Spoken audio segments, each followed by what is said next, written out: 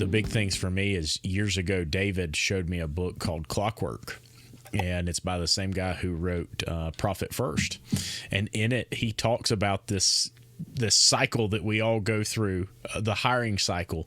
And it really relates to me because, one of the things that we keep seeing and we keep talking about in our industry is that so many shop owners are techs turned shop owners.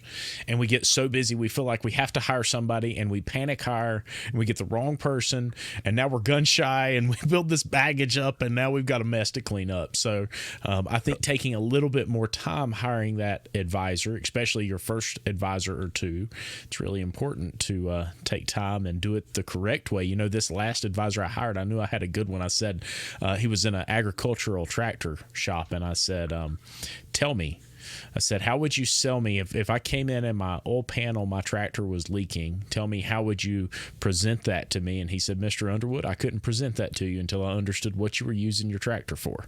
He said, because if you don't ever do anything with your tractor, it's not going to hurt anything to sit there and drip. However, if you're using your tractor and you depend on it to make you $1 million a year in the field, I have to understand what's best to take care of you. And I said, oh, okay. So it's very important that you set this up before you hire that first advisor and don't build that negative baggage. So, well, and you brought up something very good, Lucas, and I want to expand upon that. Okay, we panic hire. I have a saying: we hire too quickly and fire too slowly, and we got to get out of panic hire. So one of the things that I tell clients, and I talk about this in our hiring class all the time, is hire year round. You be recruiting year round. Don't wait till you need somebody because now you're in panic mode.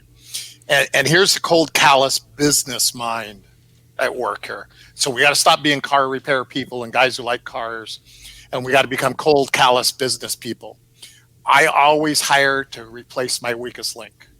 Mm-hmm. So, here's the thing. If David walked through my door today and you fit the bill for what I needed, and I said, I've got a pretty good staff, I'm going to let David go. David would be a 1 in 10,000 people for me. How long before I see that skill set again, right?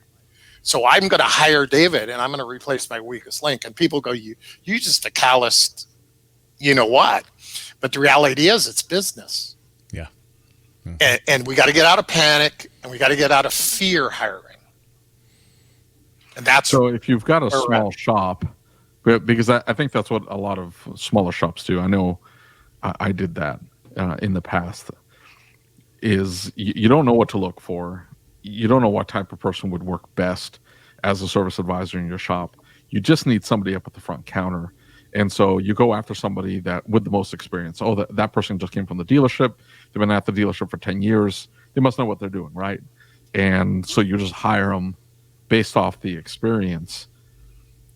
Do you recommend going after somebody if you're the tech and you need somebody to answer the phones and sell the work, and you can't be up there necessarily watching them every step of the way because you have to perform all the work in the back of the shop yourself?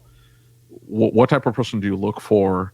Do you look for somebody with experience, or do you go with somebody like from the service industry, that hotels or restaurants or whatever, to bring in and mold? Here's the problem you have: is if I hired Lucas to be anything, service writer, technician, I have to beat bad habits out of him. So, right? Because wherever he's worked, all right, and now he's an owner, he has more bad habits. So if I was to hire him, I've got to change behavior. I've got to change the way he thinks about business. So if you think about it, if I hire a dealership service advisor, they don't provide the same type of service as an independent shop does. It's different. So I have to be I have to recognize I'm going to have to train, right? So when I hire somebody, I want a good job description that says these are your responsibilities, and I want minimum expectations. Our sales goal is this per day. Our gross profit goal is this. That's where we make a lot of mistakes as smaller repair shops, is we don't have expectations and we don't have a job description. So the answer to that is you hire the person that you best fits your job description and you think can achieve your expectations. So you're going to have to train them. It's It's what I call your philosophy of auto repair.